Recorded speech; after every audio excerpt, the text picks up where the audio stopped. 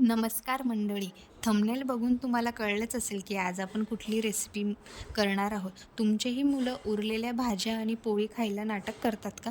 चला तर अशा पद्धतीने रेसिपी ट्राय करून बघा. तुम्हालाही आवडेल आणि तुमच्या मुलांनासुद्धा, आणि ते वारंवार सांगतील की आम्हाला आणखी खायचं आहे. तर त्यासाठी काय करा, तुमच्याकडे जी उरलेली पोळी असेल ती पोळी घ्या आणि त्याला सर्वीकडे सॉस लावा.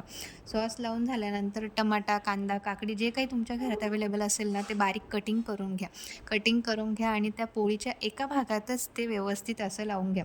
व्यवस्थित लावून झाल्यानंतर काय करा, तुम्ही ज्या भाज्या उरलेल्या असतील रात्रीच्या, त्या भाज्या मिक्स करा आणि मिक्स करून त्या मिक्सरमधून थोडे ग्राइंड करून घ्या. जेणेकरून खाताना त्या भाज्या लागणार नाही किंवा मुलांनाही कळणार नाही की नेमकं काय टाकलं याच्यात असं.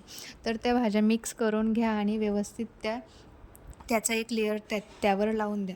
त्यानंतर थोडी हिरवी कोथिंबीर घ्या, त्यावर टाका आणि परत थोडंसं लेयर येण्यासाठी त्याच्यावर कांदा, टमाटा टाकून द्या. आणि परत याला चविष्ट आणि एकदम स्वादिष्ट बनवण्यासाठी घरात एखादं चीज असेल, चीजचा क्यूब घ्या आणि ते त्याच्यावर लावून द्या.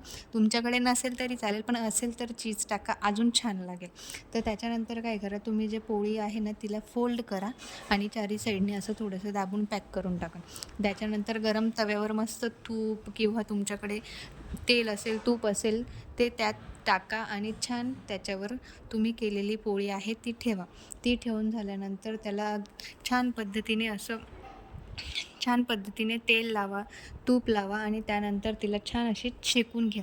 आणि जोपर्यंत ती खरपूस होत नाही तोपर्यंत तिला तुम्ही साईडने तेल टाकून किंवा तूप टाकून तिला फ्राय करत राहा. फ्राय केल्यानंतर तुम्ही बघू शकतात की इथे छान पद्धतीने अशी आपली खरपूस अशी पोळी तयार होते.